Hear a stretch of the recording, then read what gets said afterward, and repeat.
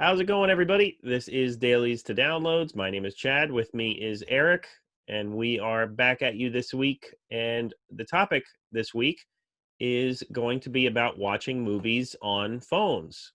So, do you think that watching a movie on your phone lessens the experience? I mean, yes, yeah. I mean, yeah, and I also don't think I've ever watched a full length feature film on my phone.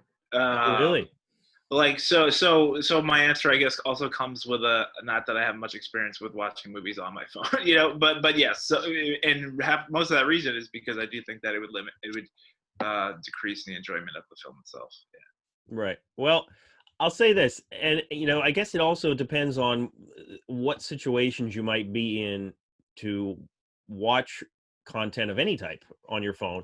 And the job I have, I do have the opportunity to use my phone, and on lunch breaks and stuff like that, I will watch either a show or a movie on my phone. And my opinion on this in general is pretty much that, like, a who cares type thing. Like, if I were a filmmaker, I know a lot of filmmakers, maybe not a lot, some filmmakers are against people watching movies on their phone. Certainly, I watched a video with David Lynch where That's the he most. he says his opinion is that you don't experience the film. You think you do, but you don't experience it.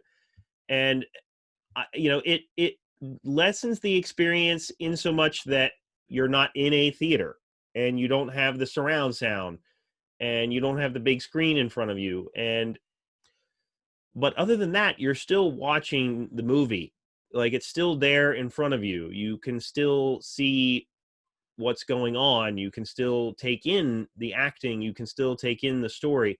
Are there things you might not notice versus if you were sitting in a theater or at your home?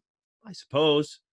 But to me, if I were a filmmaker, I would want my project out there no matter what. Like, that's my theory on it. Like, if people are going to watch my movie on a phone, go ahead. As long as they're watching it and liking it, I'd be all for it. Eh, but there are a lot of people that don't think watching a movie on your phone makes sense. Or some of the reasons, to me anyway, get silly. Like, it's bad for your health, or you get distracted based on what's going on around you. Like, things like that. I mean, if you pop in headphones, to me, it it it really isn't any more distracting than anything you would encounter in the theater or at home. But I mean, what do you think? Um, yeah, I mean, I do feel like for most filmmakers that probably aren't surveyed for those kind of questions, like obviously want their stuff to be seen in any shape or form that they get. Obviously, there is an ideal way to see it. Yeah, for me, I just can't. I mean, it took me a long time to even adapt to. Not that like I sound probably older than I am, but like even took me a long time to really like sit down and watch things on my laptop. Um, Right. because that was um, distracting enough. Now, and when you watch something on your phone, are you shutting off like all notifications and stuff? Are you like on airplane mode, or you just like I can't imagine. For me, I couldn't do it. Like even in a laptop, knowing I could open other tabs, whatever. And I think a lot of people are realizing how much we do kind of miss the theatrical experiences because our only way of seeing things right now are well, you can watch things, you can stream things on your television set, but you can also watch them on their iPad, phone, laptop, etc. Right. And I do think that is a uh, I do think that is a very different experience. Oh yeah, it's Yeah, different for sure. I yeah. agree with you there. And I would say, like, when you've seen a film that you know very well, like you've seen it a few times, and then maybe you see it in a theater for whatever reason, a retrospective or whatever, and things do. I'm trying to think of a specific example, but things do kind of pop out that may not have in your memory of seeing it in smaller screens. Like, you know what I mean? Like even certain sound things, where I feel like it is a different experience um, when you see it in a theater. Well, I would say Yeah. that, even watching a movie a second or third time, in any way could open your eyes to different things you didn't see before. But sound things, in that way, I guess you would have to, if you're going to see it a second time in the theater, then yes, you might notice different sound things for sure. Yeah, and also I think at a very like basic level of like when filmmakers are making their films, they're looking at it through like the video monitors and seeing the actual, usually the widescreen box. So they're putting whatever they can into that image, and if that's changed, like when it was originally the pan and scan full frame stuff for TVs, and I'm sure, however, it's altered by watching these smaller, devices. I could see that definitely irking people, and yeah, and I mean, and that's removing from all the other things that having a phone does now to our daily psyche. Right. On top of everything else, if it was just a video monitor for watching movies, but adding all the baggage that comes with having a phone in 20, well, now it's 2021. If you're watching this, congratulations, you made it. Like then it's tough. It's a shift for me. Well, yeah, and you were saying about notifications. Certainly, I get notifications if I'm watching a movie on my phone, and I just kind of ignore them. Or, Yeah, one of the benefits of watching a movie on your phone or at home, whatever, is that you can pause it and you can go back to it. If I really need to look at a notification, I can. Now, this gets into a thing of breaking up the movie in any way, and yeah, do you yeah, get the whole experience? And if I'm watching a movie at home and I'm for the first time, I do like to kind of get it through it in one sitting. But over the years, I've had to bend my preference for that based on having kids and having a wife who sometimes gets tired if she's watching a movie. So as much as it gets on my nerves to break up a movie, sometimes I just have to deal with it. But so I mean, I've adapted my preferences in terms of how I watch my movies over the years.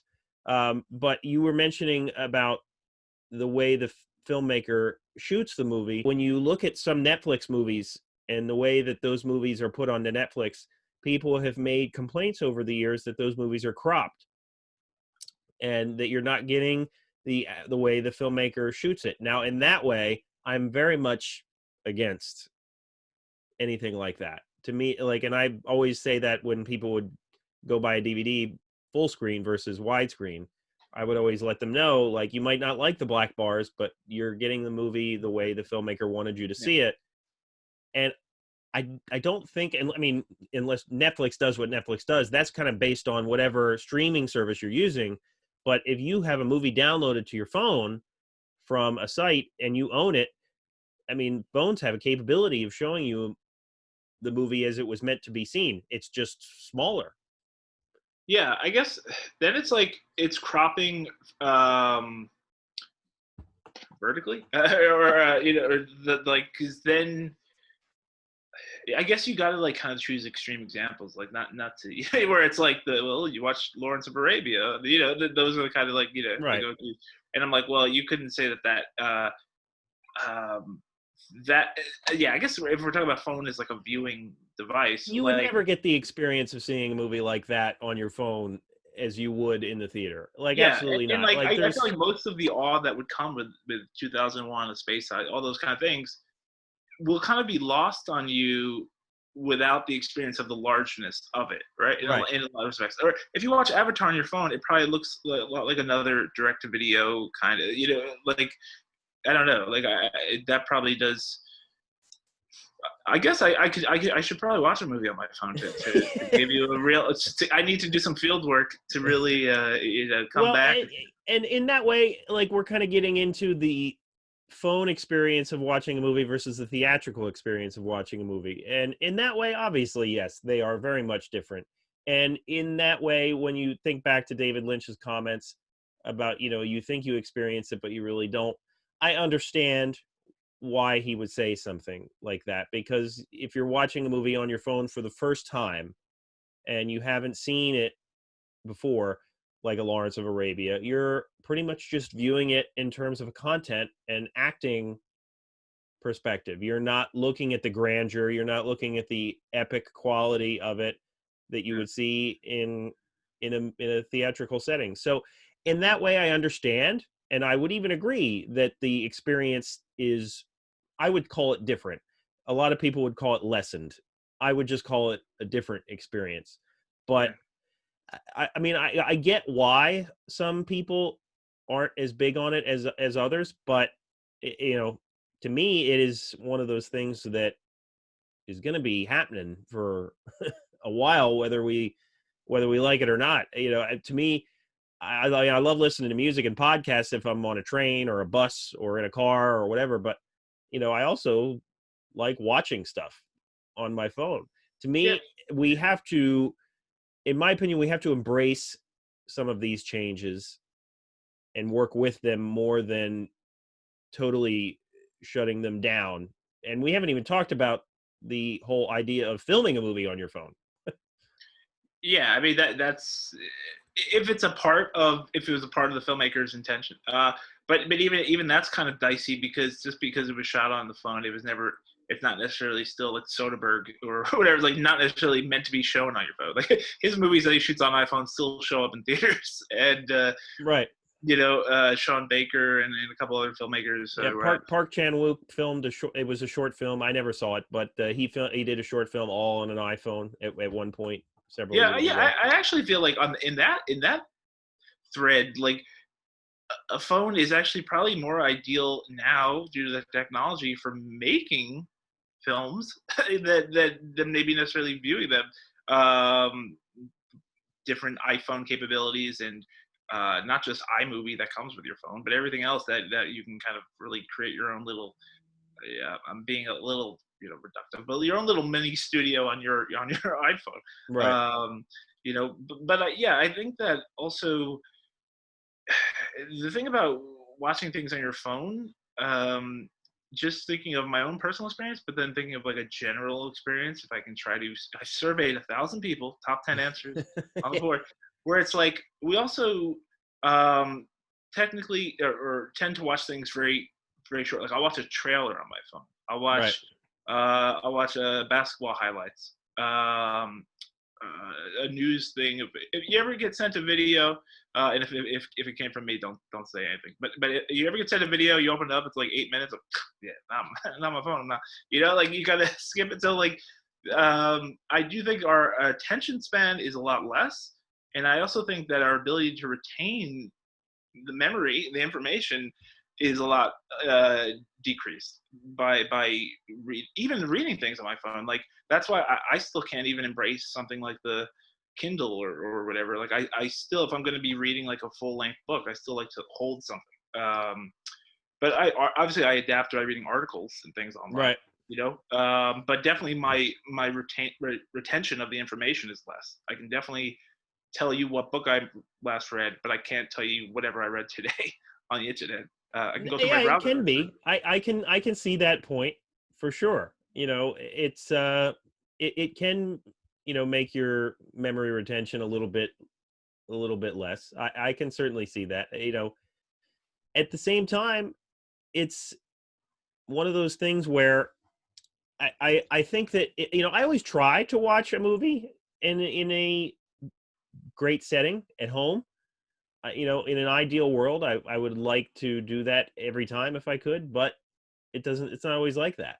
Um, So you gotta be me, man. You don't get married. You don't have kids. You go through the list and you just know that the moving image is your family, and you know. But thinking of with everyone kind of going through this due to the pandemic, and I guess to take it away not just from watching it on your phone, but watching it anything at home, right? right. Where it's a time-based medium that you can stop whenever you want. You can do whatever. Um, I do feel like there have been a lot of interesting articles where people will talk about trying to watch a film at home now who are used to going to the theater, and like they've now tracked every time they've had to stop it.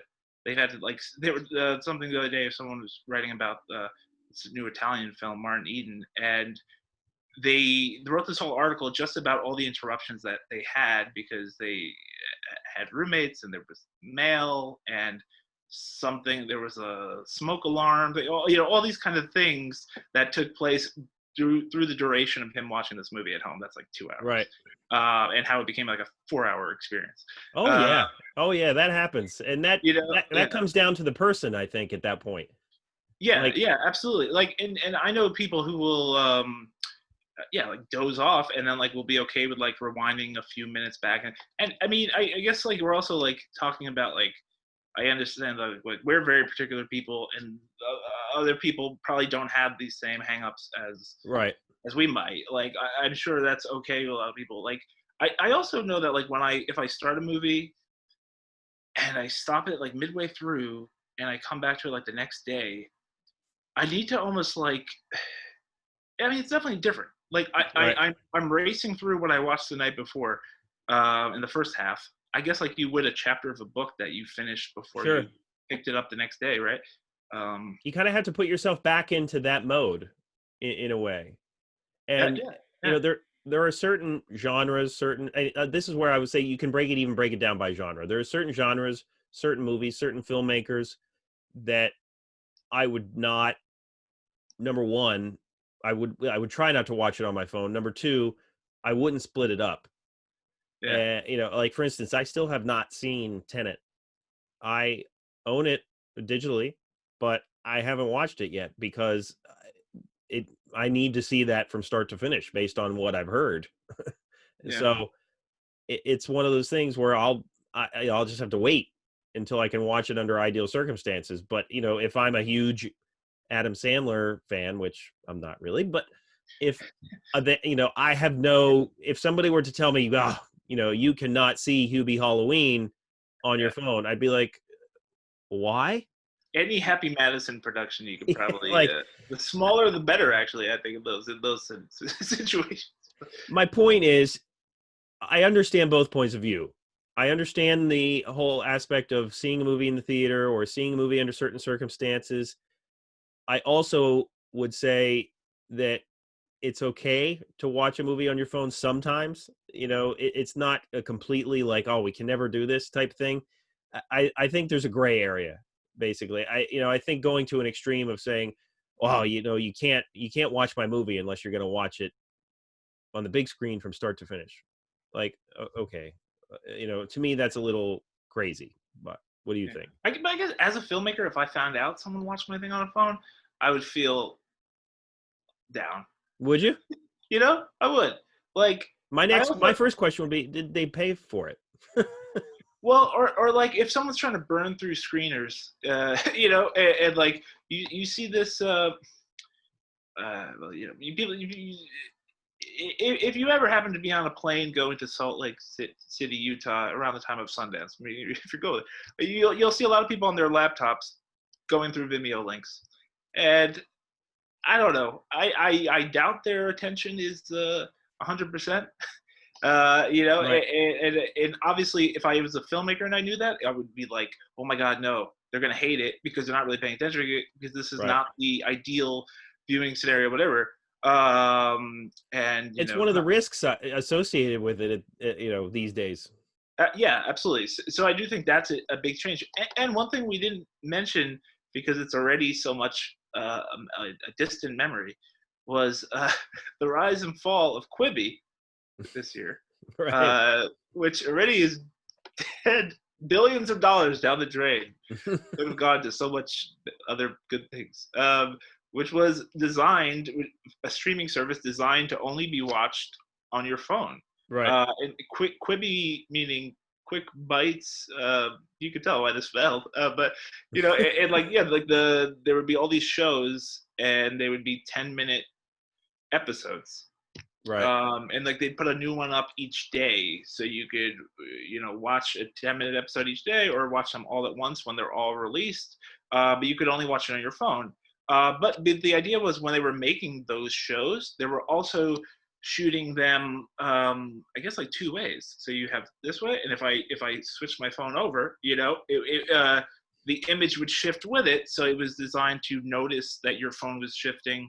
Oh, that's interesting. And they use cameras that they had a whole, you know, when you have $1 billion, you can bullshit this to your blue in the face. But they have, you know, a whole thing. Obviously, they did it with design that but in a non-pandemic world, people look at their phone to watch and read stuff when they're like usually like going to work, Right. commuting to and from work, and you're on the train or whatever. And you're looking at your phone. Oh, I may catch up with something for a few minutes. But like the other things you mentioned, like music, podcasts, that those tend to be the things that we gravitate towards first. Right. Then I'm gonna catch it. I'm gonna get through an episode of my new highly anticipated show on my way to work. I mean, it was an interesting experiment. I do think that there are other ways it could have been done where it wouldn't necessarily fail like it did. But it was an interesting case study about having Right. a content made only to be watched on your phone. Yeah. Yeah. No, you're right. I mean, it's one of the 10-minute episodes. It's almost forcing people to binge it. Yeah. And for me too, like I tried it out for a few different series, and for whatever reason, I'm used to holding my phone upright. Like I don't like. The movie is even a movie is much smaller if you're holding it that way.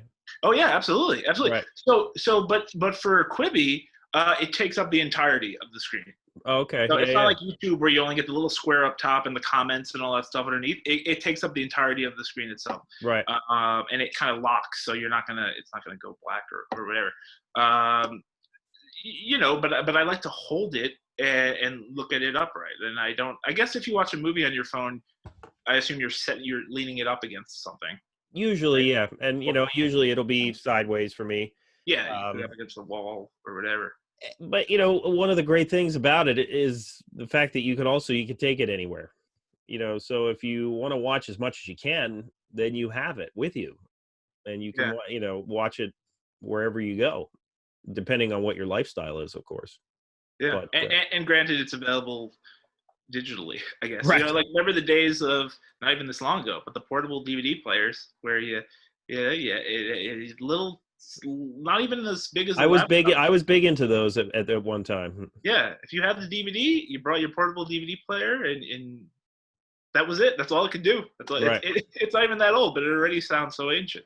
And that's how you. I mean, I think about some of the ways I've watched movies, like on the computers or portable DVD players, and I wonder how those filmmakers would feel like if Abel Gance knew that I No. watched Napoleon on a computer screen. Like Yeah. he'd probably, flip out. But hey, it was the only way to watch it. So it's like, what choice do you have at that point? Yeah, So and that also goes to this idea of part of this discussion is also like spearheaded by this announcement by HBO Max that like all of their films for 2021 are also going to be day and date on HBO Max streaming service as well as in theaters. right. And what does that mean? Do you find that with in Netflix as well, Netflix films and everything? Do you find I feel like the conversation around these films are much faster. They have a shorter shelf life and they die out faster. We've talked about this before, Yeah. and I totally agree with that. In that, not like there's much less urgency or immediacy to see the movies, and like you were saying, the conversation becomes much quicker because what's new on Netflix this Friday is not going to be as hot of a topic the Friday after. Yeah. And And when you're available in 100 million homes at once, as opposed to like, the traditional opening in New York and LA and expanding to other cities, blah, blah, blah, the conversation, yeah, I mean, I feel like by Christmas night, we had already canceled Wonder Woman. I don't know what she did, but, she's done. So it kind of felt like it's on to the next thing. And that's what's going to make this a very interesting Oscar award season. it all becomes about advertising on your phone, on Yeah. Facebook, like on things like this to keep your movie in people's faces, like to remind them, hey, this is still out there. Yeah. I mean, because you were saying, like, think about all the movies that were on Netflix over the past year or so that nobody has heard of by prominent filmmakers. Like we were saying, the Charlie Kaufman one. Mm-hmm. Yeah, a lot of people probably don't even realize that that's there. Yeah. And I feel like everyone will talk about it. Oh, not everyone, but like, certain, if you're in like film, following film news, it'll be talked about a lot on that Thursday, Friday, Saturday. Right. And by Monday, we're kind of done and we've moved on to the next thing, And if you haven't seen it yet, you've added it to your queue of 500 other titles that you haven't gotten to yet, and like Guilty. yeah. So I do kind of worry about that aspect of HBO Max where it's like, oh man, okay, yes, I'd love this IMAX 3D for Dune. I could watch it in the shower. Wow. I mean, that's cheaper, and That's I'm a also different show, Eric. Watching movies in the shower. yeah. I was gonna say on the toilet, but I was gonna be classy, right? I want to be literally clean, so I watch it in the shower. And so I do think that that's gonna be a big change, and I do think we're gonna burn through these things a lot faster. Whereas Robert Zemeckis' The Witches, I think, lasted about 2 hours, and then it was back into the ether. Yeah. And so many Defy Bloods, I feel like if that had a theatrical run, it would have been a longer conversation. Yeah, because with the theatrical experience, like if you go to the theater on a regular basis, then you are reminded of some of those movies. Absolutely, yeah. More so than the huge amount of content that is going on to these streaming services week in and week out. That you kind of get pushed down the line. So in that way, in that topic, it is disappointing if a movie is really, really good and you really want to spread the word about it, but you can't, because it's like people are just kind of, if it's not new, if it's not trendy, then we don't care.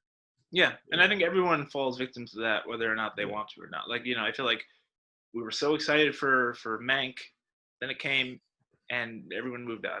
And that was it. Like there wasn't you even had to have to rely on awards resurrection. Yeah, to a degree. that's why this year again it's unprecedented. This year, hopefully, this is just the outlier. But yeah, I think that experience of actually physically going to a place, like some of my movie theater experiences, I remember more than the movie because I remember the actual experience of something happening at the theater or whatever, right? Which obviously isn't replicated, and you don't remember, like, I was watching the trial of Chicago 7 the other day, and a freaking tab kept popping up. Like, I didn't know how to, I tried to close out all my things, and I couldn't, so I had to stop it. I had to restart my computer. The tab popped up again. It kept bouncing up, in the little finder to annoy the hell out of me. And I'm like, God damn it. First it was Nixon I'm trying to pay attention to, and now I got this Apple thing, so it's a change. I'm also a slow, I guess, adapter. Well, that's your assignment for next recording, is to watch a movie on your phone and let us know what you think. I'll do it. It might be like an Adam Sandler kind of thing, something that I don't really have any investment in, but I'll pay attention to watching it. You probably shouldn't start with Adam Sandler, but we can think of a good one for you. When it comes to like the credits, I'm like this, like I'm getting really, really close to the screen, I'll try it. Well, on that note, let us know what you think of watching a movie on your phone or on an iPad or on your computer. Do you like it? Do you not? Do you agree with our points or not? And make sure to check out my other show, The Nitty Gritty, which drops every Tuesday. I hope people are watching this, our discussion on their smart TVs. Yeah. Like if you're listening to this on your phone. If you're watching this on your phone, I am not for it. No. You're not. You're watching it, but you're really not getting it. Like, no, like you think that's a door behind me, but if you were watching it projected on a 100-foot building, you would know it's a painting. No, like if you're not noticing the Raid poster behind me, I'm telling you, ability to retain information of all of our words that you need to. Maybe there's a transcript aspect that we can incorporate in the future. Coming soon. We'll make it a podcast sooner or later. I love it. All right. Well, for Eric, my name is Chad. Thank you very much, and Happy New Year. And we will see you next time.